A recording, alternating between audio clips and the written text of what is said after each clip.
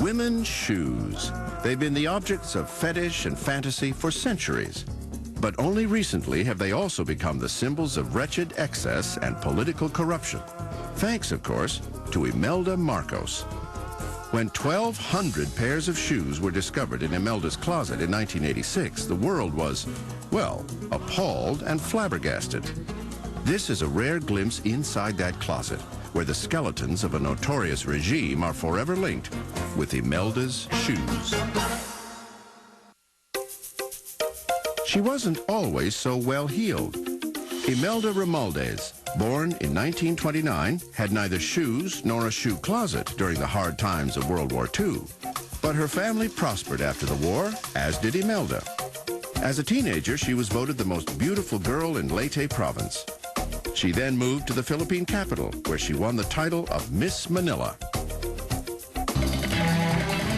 The girl from the provinces now thought little of dropping in on the National Congress, with or without shoes, which is how in 1954 she met a young politician named Ferdinand Marcos.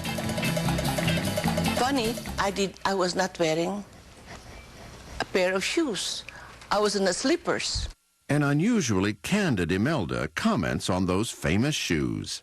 So when I first met Ferdinand Marcos, who after half an hour proposed marriage to me, I was wearing slippers. You see, the most important time of my life, there was no shoes. 11 years later, in 1965, Marcos was elected president of the Philippines. He and Imelda moved to the sumptuous presidential palace. All I dreamt was a little house with a little picket fence by the sea. Little did I know that I would be living in Malacanang Palace for more than 20 years and then go to all the major palaces of mankind. Nor did she miss many of the major department stores. Imelda was the ideal consumer, insatiable, and with an unlimited credit line. Her shopping sprees are legendary. She bought the world's biggest diamond, a Michelangelo painting for $3.5 million, a 26-story skyscraper in Manhattan. And, of course, the shoes. Hordes of heels, piles of pumps, squadrons of espadrilles. The collection is quite extraordinary for its lack of variation. There's the occasional pumps with water and a goldfish in them and sort of the lurid type of shoes you would imagine getting at Frederick's of Hollywood. But a lot of it is just your basic cocktail party, black pumps, 8.5 normal shoes, but just an extraordinary amount of them. Meanwhile, innumerable combat boots were slogging through the slums of Manila, advancing towards the doors of the presidential palace. While Imelda owned dozens of a favorite style of shoe, many Filipinos were going barefoot.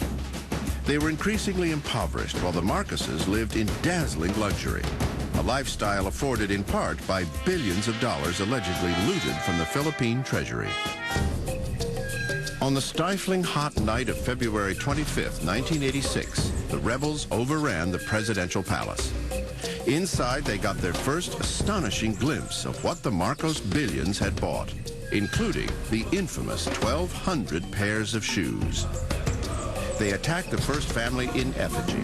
At the last minute, Imelda and Ferdinand had been spirited away by a U.S. Army helicopter.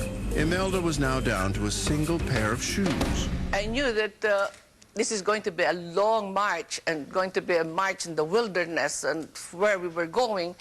And so I had to have the most comfortable pair of shoes. And espadrille, this is how espadrille looks. And you see it comes from Nordstrom, this particular shoe. And it's about a few dollars and an expensive shoe. Next stop was Hawaii and exile. And for the all-but-shoeless Imelda, a whole lot of shopping malls. Would the downfall of the Marcos regime become a bonanza for the island economy? In general, people were really happy that she was moving there because they think it was going to be this boom in all these like upper middle class shopping malls. But in sort of 3 months or so, it turned out that there was a corollary that they didn't think of, that Imelda would go shopping and just sort of compulsively buy this, buy that, buy 7 of those, 3 of those, 2 of these, and the next day she'd like return, and she often would return more than she even bought. She would return things that she had bought 6 months ago, 3 years ago. So in fact, they ended up losing money on Imelda. While Imelda cooled her heels in exile, the shoes she left behind took on a life of their own. The new president, Corazon Aquino, put the collection on display, along with hundreds of Imelda's black brassieres, intending to shock visitors with the tacky excesses of the Marcos regime. But the exhibit eventually backfired on the more austere Aquino.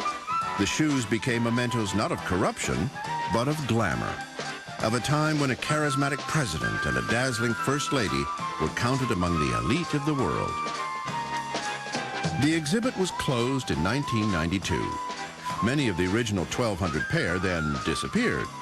But in 1999, a sizable collection was acquired by the Shoe Museum of Marikina City. It's an ideal fit. As advertised by these colossal floating pumps, Marikina is the capital of the Filipino shoe industry. And Imelda is the modern-day Cinderella. It's funny that I have to be known with shoes, but thanks God it was the shoes that was the entry point to Imelda Marcos, because when they looked down at me and they saw it was Imelda, they looked down at my shoes, and they would even sometimes say, oh, she has good legs too. 200 pairs of Imelda's shoes, 1/6 of the original collection, are on display in the National Shoe Museum of Marikina City, the Philippines.